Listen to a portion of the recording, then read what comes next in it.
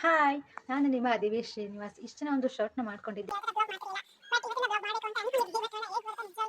ಆಗ ಮಾಡಬೇಕು, ಈಗ ಮಾಡಬೇಕು, ಯಾವುದರ ಕೂಡ ಐಡಿಯಾನು ಕೂಡ ಇಲ್ಲ.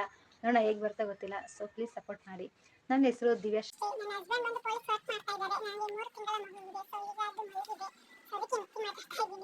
ಆಗ್ಬಿಡ್ತಾಳೆ ಅಂತ.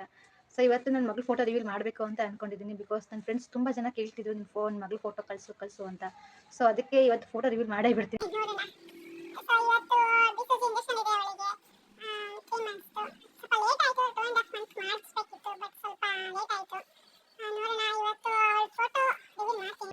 ಅವಳದು ಅಂದರೆ ಬಿಸುಜಿ ಮುಂಚೆ ಹೇಗಿರ್ತಾಳೆ, ಬಿಸುಜಿ ಇಂಜೆಕ್ಷನ್ ಆದ್ಮೇಲೆ ಹೇಗಿರ್ತಾಳೆ ನೋಡೋಣ.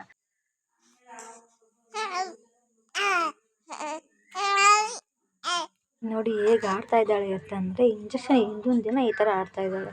ಬಟ್ ಯಾವಾಗಲೂ ಇದೇ ಥರ ಆಟ ಆಡ್ತಾಳೆ ಮಾತ್ರ.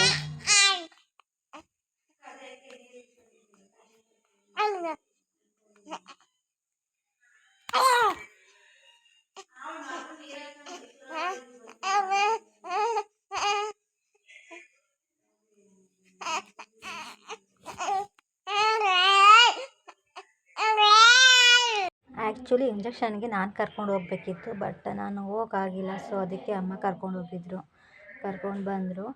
ಅದು 2.5 ಮಂತಲ್ಲೋ ಒಂದೇ ಒಂದು ಇಂಜೆಕ್ಷನ್ ಹಾಕಿದ್ದಾರೆ ಅಷ್ಟೇ. ಇಂಜೆಕ್ಷನ್ ಹಾಕಿಸ್ಕೊಂಡು ಬಂದು ಹೆಂಗೆ ಆಡ್ತಾ ಇದ್ದಾಳೆ ಅಂದರೆ ನೀವೇ ನೋಡಿ.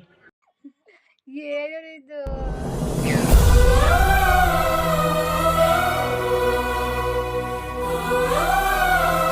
ಅಮ್ಮ ಮತ್ತು ಸಿಸ್ಟರ್ ಇಬ್ಬರೂ ಮಾತಾಡ್ತಾಯಿದ್ರು ಪಾಪನ ಬಗ್ಗೆ. ಪಾಪನಿಗೆ ಯಾವ ಥರ ಇಂಜೆಕ್ಷನ್ ಹಾಕಿದ್ರು, ಹೇಗೆ ಹಾಕಿದ್ರು ಅಂತ ಮಾತಾಡ್ತಾಯಿದ್ರು.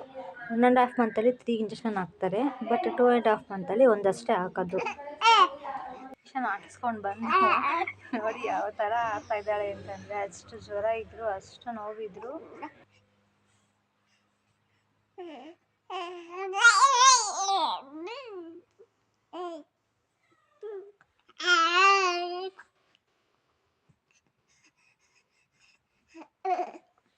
ಕ್ಯಾಮ್ರಾ ಹಿಡ್ಕೊಂಡು ಅಳು ಬರುದಿಲ್ಲ ಅಲ್ವೇ? ಲೆಗ್ದುಡ್ತೀಯ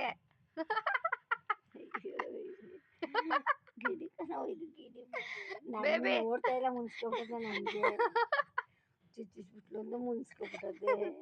ಇಲ್ಲಿ ಅಳ್ತಿದವಳು ಕ್ಯಾಮ್ರಾ ಹಿಡ್ಕೊಂಡು ಲೆಗಿತಾ ಇದೀಯಾ?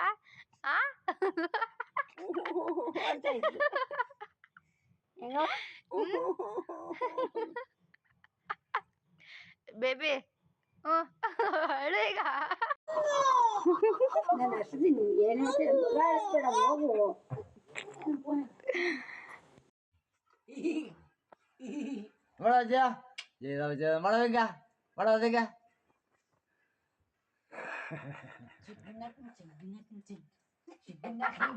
ಹೊರಗಡೆ ಎಷ್ಟೇ ಕೆಲಸ ಮಾಡ್ಕೊಂಡು ಬಂದ್ರೆ ಮನೇಲಿ ಒಂದು ಪುಟ್ಟ ಮಗು ಇದ್ರೆ ಎಲ್ಲಾನು ಮನಸುತ್ತೆ ಅಲ್ವಾ? ಇಲ್ಲಿ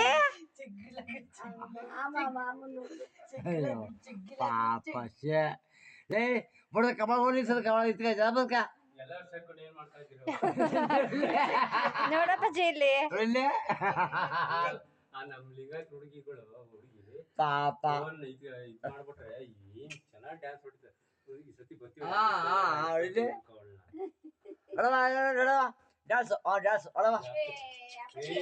ಇಷ್ಟೊತ್ತು ತನಕ ನನ್ನ ಬ್ಲಾಗ್ ನೋಡಿದ್ದಕ್ಕೆ ಥ್ಯಾಂಕ್ ಯು ಸೋ ಮಚ್.